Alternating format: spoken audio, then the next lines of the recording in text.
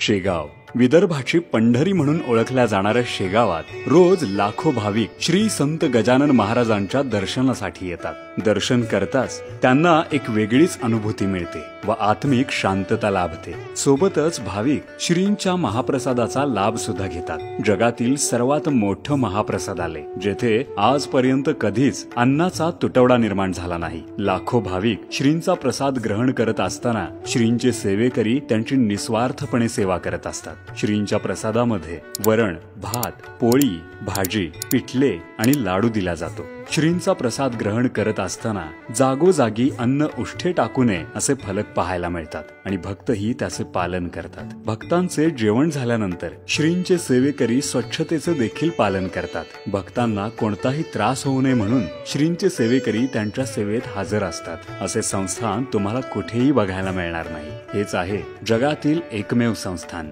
जे फक्त सेवाभावे चालते। जय श्री गजानन।